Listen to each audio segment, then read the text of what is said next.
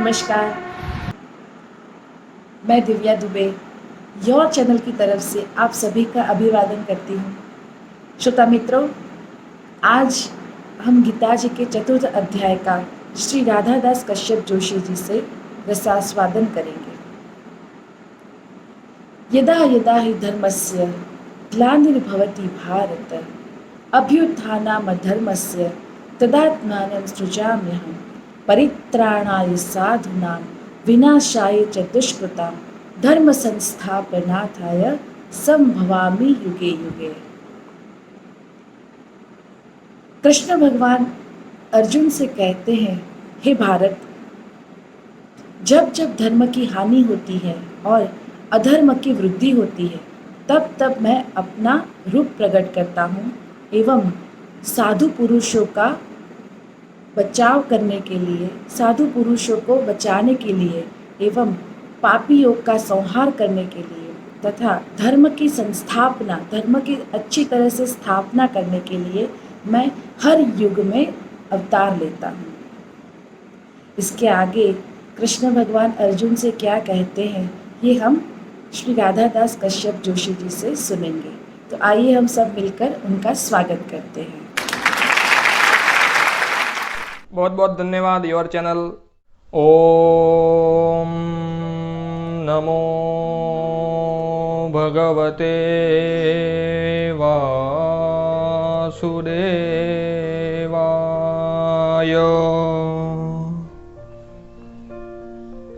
ओम पार्थाय प्रतिबोधितां भगवता नारायणेन स्वयं व्यासेन ग्रथितां पुराणमुनिना मध्ये महाभारतम्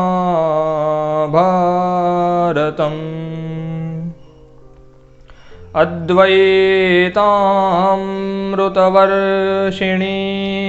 भगवतीम् अष्टादशाध्यायिनीम्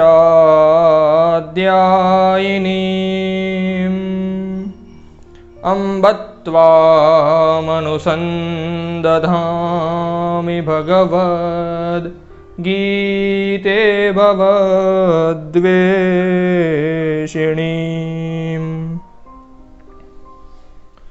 मित्रों, आनंद कंद भगवान श्री कृष्ण, उनके अत्यंत प्रिय सखा जो अर्जुन है और उनकी ही भूमिका में पूरा संसार उपस्थित है, और हमारे और अर्जुन के दिव्य कल्याणार्थ भगवान की जो वचनामृत धारा प्रवाह बह रहा है, उसमें हम गोथा लगाने का प्रयास कर रहे हैं।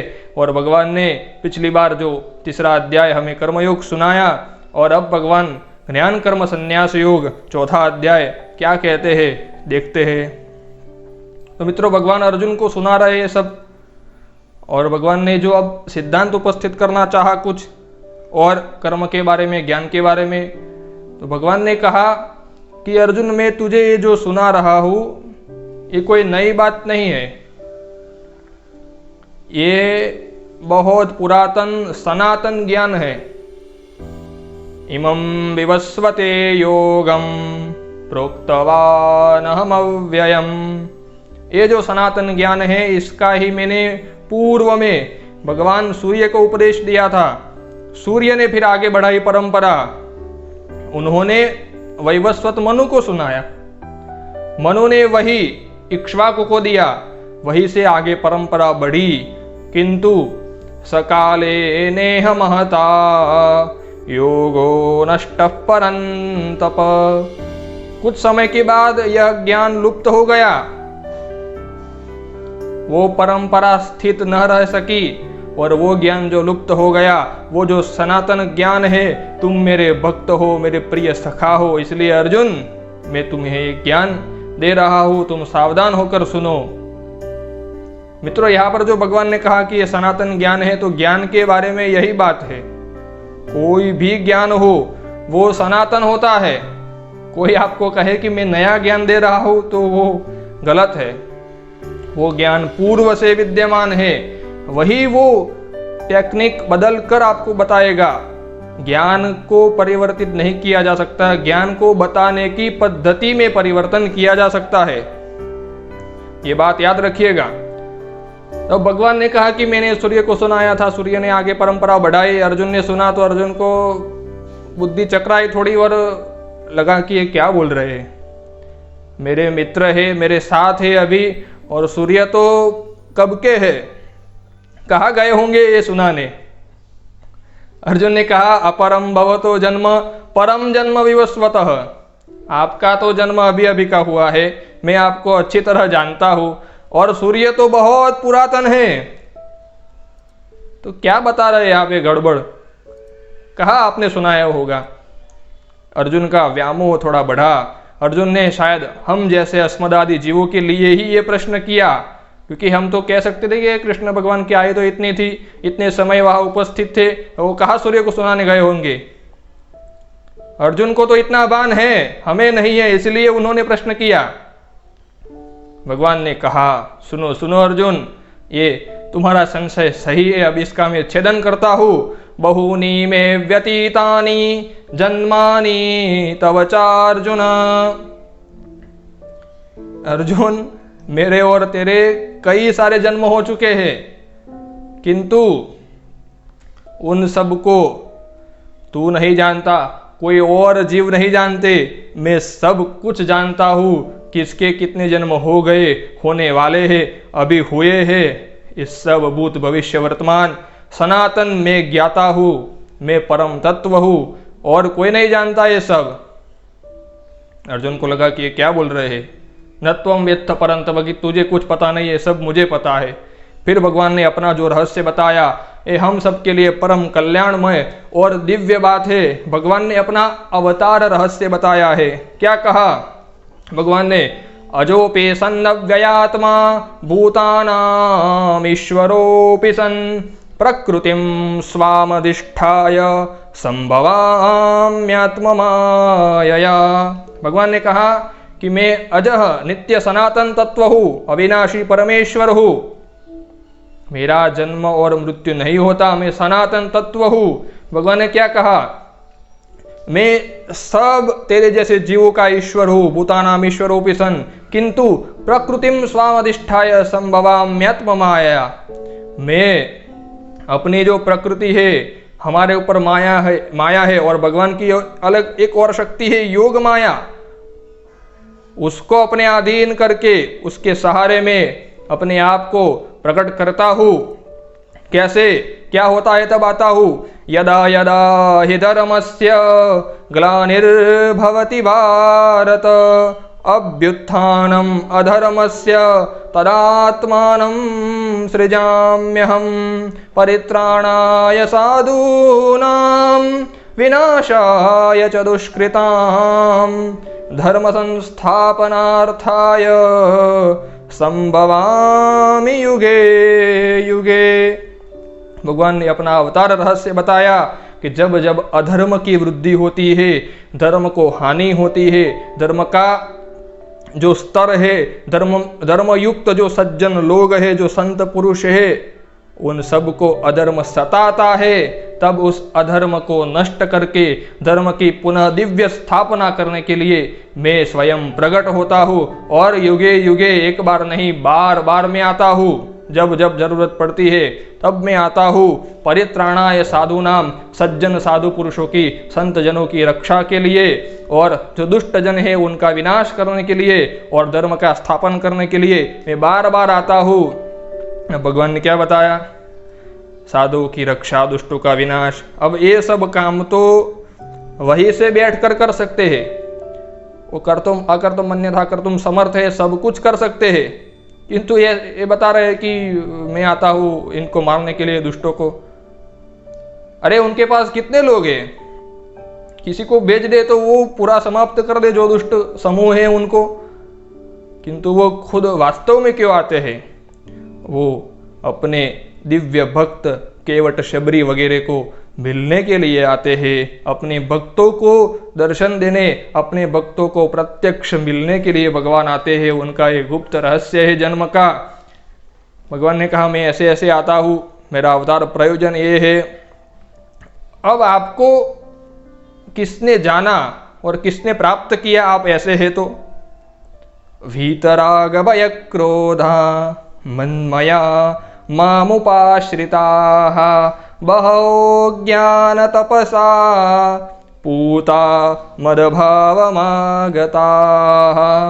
भगवान कहते हैं जो ज्ञान तप से युक्त है, ऐसे जिनके राग भय क्रोध आदि आसक्तियों का पूर्ण नाश हो गया है और जो मेरे में निरंतर रमते हैं, मुझे ही जो प्रेम करते हैं केवल, वो कितने ही ज्ञानी महापुरुष मुझे प्राप्त हो चुके हैं और मुझे प्राप्त होते हैं।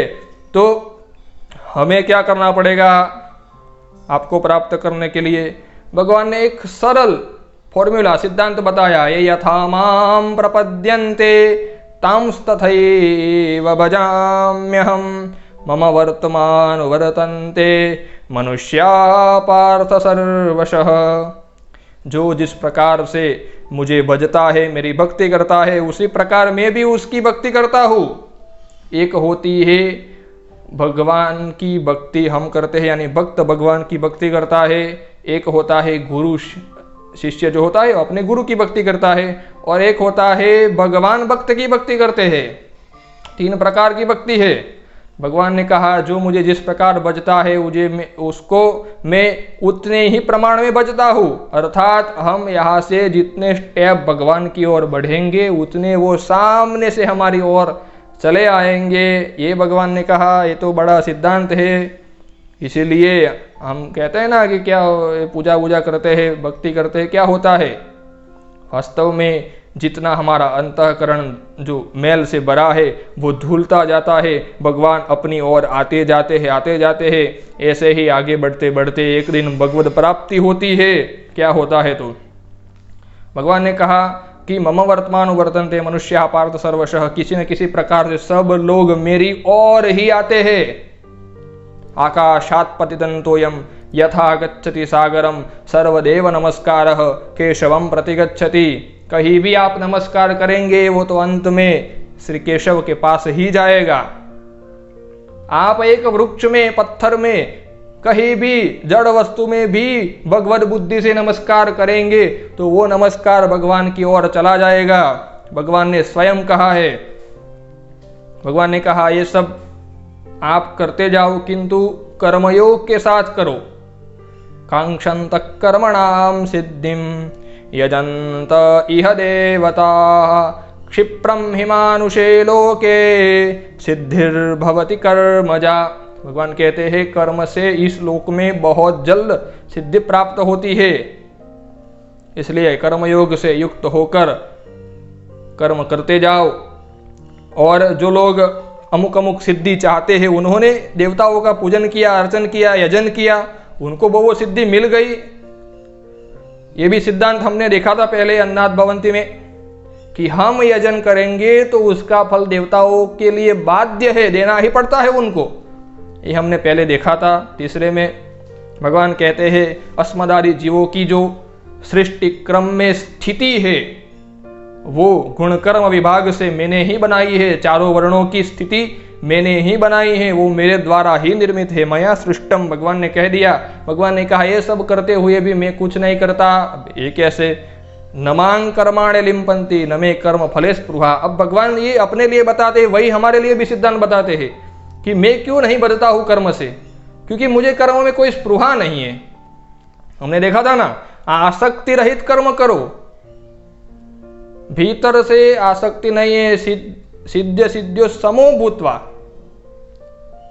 जो चाहे परिणाम आवे मैं अपने निष्ठा के साथ कर्म करूंगा। हमने कर्म सिद्धांत में देखा था, वो परिणाम से मैं भीतर से व्यथित न होने पाऊं, चाहे जो हो जाए। यही गीता का सिद्धांत है, हमें सिखाना भगवान यही चाहते हैं। समता और भक्ति, ये दो सूत्र है गीता के।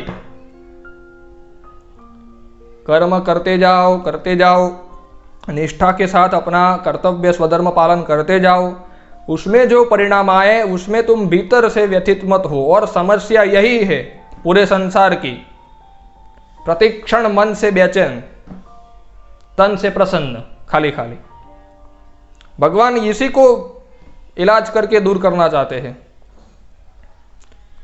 कि कर्म को कर्म योग बनाओ, भीतर से अलिप्त रहो। इससे तुम्हें दो फायदे हैं, संसार में भी तुम प्रसन्न रहोगे और तुम्हारा कोई कर्म फल नहीं बनेगा, क्योंकि उसमें कर्ता पने का जो है वो अभाव हो जाएगा। मैंने किया ऐसा। अब भगवान ने थोड़ा थोड़ा ये बताया तो अर्जुन दृष्टि ऐसे देख रहा है। भगवान को लगा कि अभी समझाना पड़ेगा, तो भगवान ने कहा किं कर्मेति कवयोप्यत्र मोहिता। अर्जुन को कहा कि क्या कर्म है क्या अकर्म है, इसमें तो ज्ञानी लोग भी मोहित हो जाते हैं, उनकी बुद्धि भी अस्थिर हो जाती है। इसलिए मैं तुम्हें बताता हूँ, सुनो शांति से। कर्मणो ह्यपि बोद्धव्यम बोद्धव्यं च विकर्मणः अकर्मणश्च बोद्धव्यम गहना कर्मणो गतिः। कर्म अकर्म विकर्म इन तीनों को जानना चाहिए, क्योंकि कर्म की गति अति सूक्ष्म है। ये बता दिया और हम समझ गए, ऐसे नहीं होने वाला है।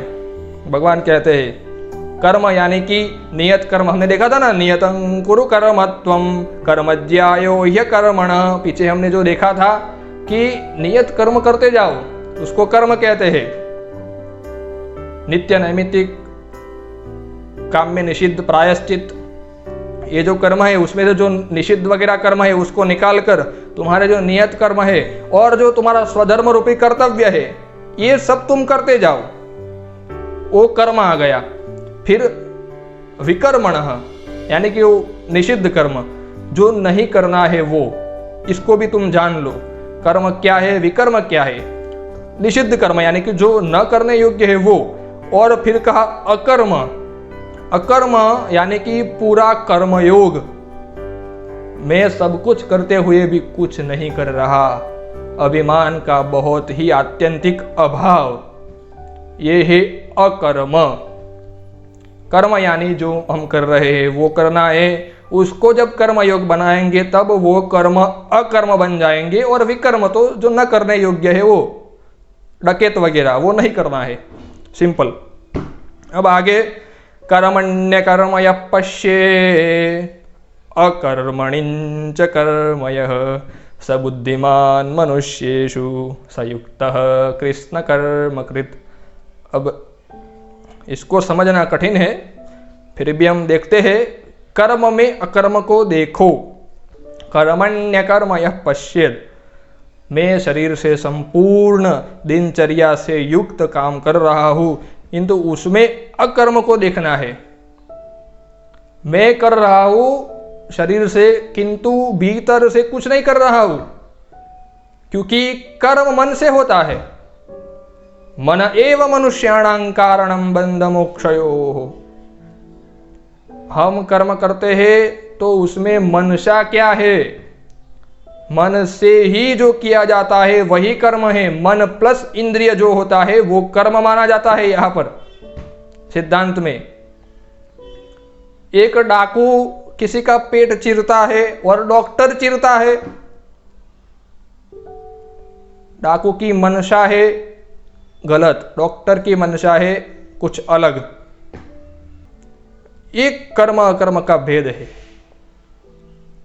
कर्म विकर्म का। डॉक्टर जो कर रहा है वो अकर्म है, वो उसका अपना कर्तव्य निर्वाह कर रहा है, और ये डकैत जो कर रहा है वो विकर्म है, उसके लिए बहुत ही बंधनकारक और उसका दुष्परिणाम आएगा। डॉक्टर के लिए कोई बंधन तो होगा नहीं, अपितु उसको पुण्य मिलेगा। तो जो मन से किया जाता है वो कर्म है। अब न्यायाधीश है और सरलता से समझे, और एक चोर है। अब चोर की जो डकैतों की जो टीम है, उस टीम के किसी मुखिया ने कहा कि तुम इसका मर्डर कर दो, तो वो व्यक्ति उसको उसके कहने पर मार डालेगा, और अब वो पकड़ा गया पुलिस के हाथों। तो जो न्यायाधीश है वो न्याय देंगे कि इसने अपराध किया है तो इसको फांसी हो जाए। अब उसने, चोर डकैत ने भी मारा, न्यायाधीश ने भी मारने का आदेश दिया, दोनों की मंशा अलग है। तो ये जो कर्म है जिस मंशा के साथ किया गया है उसका बंधन होता है, और ये अपना कर्तव्य निर्वाह कर रहा है न्यायाधीश, तो ये अकर्म हो गया, इसका उसको कोई दुष्परिणाम नहीं मिलने वाला, वो तो अपना काम कर रहा है। समझ गए? तो कर्म में अकर्म को देखो। मैं सब काम कर रहा हूँ भीतर से निर्लिप्त होकर, भीतर सब शांति है, मन में ऐसे सोच रहा हूं कि उसने मेरा ऐसा किया तो ये नहीं करना है। मन से शांत हो जाना है, भीतर चले जाना है परमात्मा की ओर, आत्म तत्व की ओर।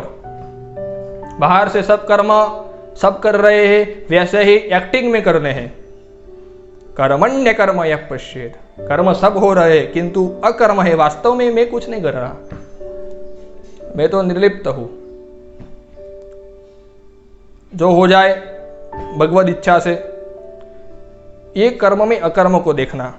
और अकर्मणिंच कर्मयः, अकर्मणि च कर्मयः, अकर्म में कर्म को देखना, ये तो बहुत बड़ी बात है और ये हमें समझना है। कर्म कर रहे हैं भीतर से निर्लिप्त, ये गीता का कर्मयोग समझ गए, कर्म में अकर्म को देखना समझ गए, किंतु अकर्म में कर्म को देखना, मैं कुछ नहीं कर रहा हूं किंतु बहुत कुछ कर रहा हूं, ये समझने के लिए चलना पड़ेगा भगवत भक्त महापुरुषों की ओर, कि जो महापुरुष कुछ नहीं करते, अपने ही कमरे में कक्ष में बैठ जाते हैं और ध्यान लगाकर मन से ही भगवान की मानसी पूजा करते हैं, ये उनका अकर्म में कर्म हो गया।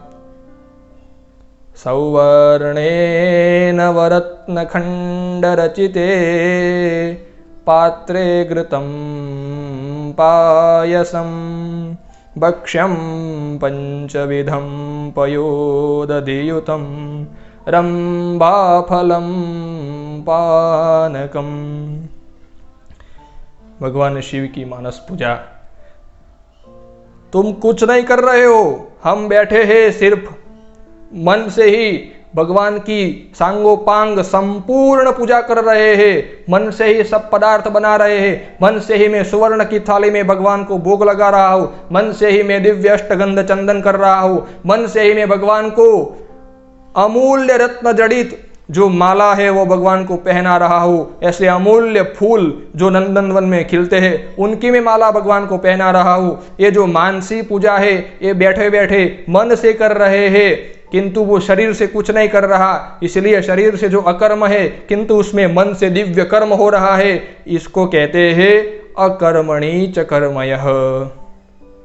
आत्मा त्वं गिरिजामतिः सहचरा प्राणा शरीरं गृहम्। कितने दिव्य बात है। सभी देवताओं की, सभी देवी देवता भगवान की हमारे यहाँ मानस पूजा होती है, और शास्त्र का सिद्धांत है हम जो कर्म बाह्य पूजा करते हैं हाथों से शरीर से उसका तो फल मिलता है, किंतु मानस पूजा का फल अत्यधिक ज़्यादा और श्रेष्ठ मिलता है, क्योंकि हमें जो करना है वास्तव में अपने मन को ही लगाने के लिए करना है। मूर्ति पूजा क्यों है हमारे यहाँ? अपना मन भगवान में लग जाए सम्यकतया, इसलिए मूर्ति पूजा है। तो मन से जो कर्म कर रहा है, शरीर से कुछ नहीं कर रहा है, तो अकर्मणिंच कर्मयः, कुछ नहीं कर रहा किंतु मन से भगवान की जो सेवा करते हैं महापुरुष, ये सिद्धांत भगवान ने बताया। सबुद्धिमान मनुष्येषु, ये सब जो जान लेता है ये सिद्धांत कर्म कर्म विकर्म का, वो फिर सब कुछ करने वाला है, वो दिव्य महापुरुष है। भगवान ने कहा कि काम करते जाओ किंतु काम संकल्प वर्जिता ज्ञानाग्निदग्ध कर्माणम, अपने ज्ञान के अग्नि से अपने कर्म को जला डालो, वासना के कर्म को जला डालो, भीतर से, बाहर से कर्म करते जाओ किंतु अपनी मंशा को भीतर मोड़ दो। भगवान यही कहना चाहते हैं, त्यक्त्वा कर्म फला संगम, क्या फल आएगा क्या होगा उसकी आसक्ति छोड़ दो, वहां से हट जाओ। वो जो होना है मैं अपने निष्ठा के साथ स्वधर्म कर्तव्य करूंगा, जो परिणाम आएगा वो मुझे मंजूर है, उसको भीतर मत आने दो, नहीं तो फिर सोचते ही रह जाओगे क्या हुआ क्या हुआ क्या होगा क्या होगा। हमने पीछे देखा था ना कि व्यक्ति ने काम तो किया किंतु अब जो उसके बाद दूसरा काम करने वाला है उसमें पूर्व कर्म की जो वासना आसक्ति है, क्या हुआ वो किया था उसमें क्या होगा, उसमें जो हमने ऐसे किया था ऐसे हो क्या होगा, उसका तीनों बिगड़ते हैं। सही बात है, सिद्धांत भूत भविष्य वर्तमान, इससे तीनों बिगड़ते हैं, इसलिए कर्मयोग का आचरण करो। भगवान कहते हैं कि यदृच्छ लाभ संतुष्टो, ईश्वरेच्छा में जो संतुष्ट है, समसिद्धाव सिद्धौच, जो भी हो जाए उसमें समता में रहता है, जो भी परिणाम आए भीतर उसका कोई परिणाम नहीं होता, वो फिर कर्मयोगी है। और उसके सब कर्म प्रविलीयते यज्ञाया चरत कर्म, ये सब यज्ञ है। हमने पीछे देखा ना, यज्ञार्थ कर्म करना है, दूसरे अध्याय में हमने देखा था। भी आगे भगवान कहेंगे किस प्रकार यज्ञ तुम्हारा दिव्य कर्म बन जाएगा। भगवान कहते हैं ब्रह्मार्पणम ब्रह्म हविर ब्रह्माग्नौ ब्रह्मणाहुतम। अब इस ज्ञानी योगी के लिए क्या हो जाता है, सब जगह ब्रह्म ही ब्रह्म हो जाता है। वो जो भी क्रिया करता है वो भी ब्रह्म है, जिसके लिए करता है वो भी ब्रह्म है, जो करता है वो भी ब्रह्म है। मैं यज्ञ करने बैठा हूँ तो वो मैं बैठा हूँ, मैं भी ब्रह्म हूँ, मेरे हाथ में श्रुवा है वो भी ब्रह्म है, जो घृत है आज्य है वो भी ब्रह्म है, मैं जिस यज्ञ में होम करूँगा हवन करूँगा वो भी ब्रह्म है, उसमें दी जाने वाली आहुति भी ब्रह्म है, उसका जो फल है वो भी ब्रह्म है। अर्थात ये जो ज्ञानी की दिव्य दृष्टि हो जाती है, सब जगह उसको फिर भगवान ही भगवान दिखते हैं, हर एक में उसको भगवान जो तत्व है वही नजर आता है। भगवान ने कहा कि ऐसा करने के लिए कई लोग अपने श्रोत्रादि जो इंद्रिय है, इंद्रियों को संयम के अग्नि में होम देते हैं, शब्दादि विषयों को इंद्रियों में होम देते हैं। फिर जो भी हमारी कर्मेंद्रिया है, जो भी इंद्रिया जो हमें विषयों में सताते हैं, उन सब का नियमन करो। तस्मात् त्वम् इंद्रियाण्यादौ नियम्य भरतर्षभ, हमने पीछे देखा था। सबसे पहले इंद्रियों का नियमन करो। तो ये भगवान कहते हैं कि इंद्रियों को अपने अपने विषयों की ओर से खींच लो, खींच लो। चित्त जो वहां चला जाता है उसको खींच लो। चाय पी रहे हो किंतु मन से चाय में मत जाओ। 5 बजे चाहिए चाहिए चाय, ये कर्म बंधन हुआ, और मिले तो सही न मिले तो कुछ नहीं, ये कर्म योग हुआ। भगवान कहते द्रव्य यज्ञ तपो यज्ञ योग यज्ञ तथा परे स्वाध्याय ज्ञान यज्ञ संशित व्रता। कोई द्रव्य यज्ञ करता है, कोई तप यज्ञ करता है, कोई योग यज्ञ करता है, कोई स्वाध्याय ज्ञान यज्ञ करते हैं। ये हम जो कर रहे हैं ज्ञान यज्ञ है। ऐसे जो सत्संग होते हैं उसको ज्ञान यज्ञ कहते हैं। फिर भगवान कहते हैं पूरक कुंभक रेचक, जो हम अनुलोम विलोम प्राणायाम करते हैं, उससे तुम प्राण गति का नियमन करो। अपाने जुह्वति प्राणम प्राणे पानम तथा परे प्राणापान गति रुद्वा प्राणायाम परायणाः। प्राण वायु का नियमन करने से, प्राणायाम करने से चित्त की शुद्धि होती है भीतरी। फिर भगवान कहते हैं कि श्रेयान द्रव्यमयाद यज्ञात् ज्ञान यज्ञ परंतप सर्वं कर्माखिलम पार्थ ज्ञाने परिसमाप्यते। सबसे बड़ा यज्ञ द्रव्यमय यज्ञ है, किंतु उससे भी जो श्रेष्ठ सर्वोच्च यज्ञ है वो ज्ञान यज्ञ है। सर्वं कर्माखिलम पार्थ ज्ञाने परिसमाप्यते। सब कर्म शेष रह जाते हैं, अवशेष है जो भी है संसार का, वो सब ज्ञान में आकर संतुष्ट हो जाता है, क्योंकि इन सब की अंतिम अवस्था ज्ञान है। फिर दिव्य ज्ञान से भक्ति, उससे भगवत प्राप्ति, ये पूरा मार्ग है। आगे आगे भगवान बताएंगे ये सब कैसे होगा, ये सब ज्ञान संभव प्राप्त कैसे होगा।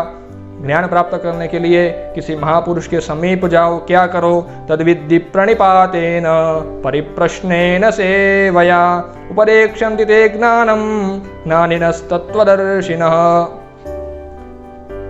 महापुरुष के पास जाओ, दंडवत प्रणाम करो, अत्यंत विनम्रता के साथ विनीत भाव से कहो कि मुझे ज्ञानोपदेश कीजिए, फिर वो दिव्य ज्ञान देंगे, उससे भगवत प्राप्ति सहज हो जाएंगी। अरे ये ज्ञान तो ऐसा है कि कितना भी पापी हो, सर्वं ज्ञान प्लवेनैव वृजिनं संतरिष्यसि। एक ज्ञान में स्नान करने से जितने भी पापेभ्यः पापकृत्तमः, ज्ञान सागर के जो जल है उससे परिमार्जित करके तुम्हारे सब दोष धुल जाएंगे।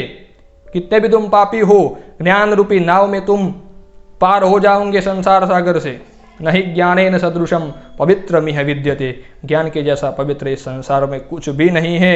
फिर कौन ज्ञान प्राप्त कर सकता है? श्रद्धावान लभते ज्ञानम तत्पर संयतेन्द्रियः, इंद्रिया संयमित करके श्रद्धावान, जिसको श्रद्धा है, आध्यात्मिकता या कहीं भी आप देखें, किसी के पास से कुछ थोड़ा भी जानना है तो विनीत भाव से जाएंगे, विनम्रता से, तो मिलेगा। ऐसे ही यहां पर भी श्रद्धावान लभते ज्ञानम, श्रद्धा युक्त होकर जाओ और विनीत भाव से ज्ञान प्राप्त करो। अग्नश्चा श्रद्धादानश्च संशयात्मा विनश्यति, जिसको फिर श्रद्धा विश्वास नहीं है, जिसको कुछ ज्ञान नहीं है, कैसे किसी के पास जाना चाहिए, कैसे क्या प्राप्त करना चाहिए, थोड़ा कुछ जो है अर्धगट, तो फिर वो संशय आत्मा हो जाता है। उसको संशय बने रहते हैं, क्या करना चाहिए, क्या ना करना चाहिए, ऐसा हुआ तो क्या करूँ, ये सब क्या है, इसमें क्या लिखा है, वो क्या है। संशयात्मा विनश्यति, भगवान कहते हैं वो फिर उसका नाश हो जाता है। तस्मादज्ञान संभूतम रिस्थं ज्ञानासीनात्मनः चित्वैनं संशयं योगम आतिष्ठोत्तिष्ठ भारत। भगवान ने कहा इस प्रकार ज्ञान से अज्ञान का तुम छेदन कर दो, नाश कर दो और कर्मयोग में स्थित होकर आतिष्ठोत्तिष्ठ भारत, तैयार हो जाओ युद्ध के लिए अर्जुन। भगवान कहते हैं सब जीवों को, हमको, कि ये जो प्रतिक्षण तुम्हारे मन में द्वंद्व बने रहते हैं, तुम खिन्न छिन्न हो जाते हो, ये सब छोड़ दो, ज्ञान की अवस्था में आ जाओ। तुम आत्म तत्व हो, तुम्हारे भीतर चैतन्य परमात्मा तत्व विद्यमान है, उनकी ओर देखो। संसार का कर्म प्रकृति के वश होकर करते जाओ, किंतु चित्त से उसमें मत जुड़ो और खड़े हो जाओ, भगवत प्राप्ति की ओर बढ़ो। बस यही संदेश देते हैं श्री कृष्ण। बस इतना ही, ये सब भगवान श्री कृष्ण को अर्पित करते हैं। कृष्णाय वासुदेवाय हरये परमात्मने प्रणतः क्लेशनाशाय गोविंदाय नमो नमः। अखिल कर्मः श्री कृष्णार्पणमस्तु। वाह कश्यप जी, ज्ञान एवं श्रद्धा के विषय में आपने बहुत ही सुंदर व्याख्या की है। नहीं ज्ञानेन सदृशं पवित्रमिह विद्यते, ज्ञान के समान पवित्र करने वाला कुछ भी नहीं है। लेकिन ये शंका होती है कि ज्ञान कैसे प्राप्त किया जाए। उसका भी जवाब श्री योगेश्वर भगवान ने गीता जी में इसी अध्याय में दिया है। श्रद्धावान लभते ज्ञानम, अर्थात साधु परायण एवं श्रद्धावान व्यक्ति बिना विलंब के ज्ञान को प्राप्त कर लेता है। विनम्र भाव रखना हमारे जीवन में अति आवश्यक है। बहुत बहुत धन्यवाद श्री राधादास कश्यप जोशी जी। तो मित्रों, आज का यह अध्याय हम यहीं समाप्त करते हैं। अगले अध्याय में हम फिर उपस्थित होंगे। योर चैनल की तरफ से आप सभी का बहुत बहुत धन्यवाद, आभार। और हाँ, हमारे चैनल को लाइक, शेयर और सब्सक्राइब करना ना भूलें। जय श्री कृष्ण।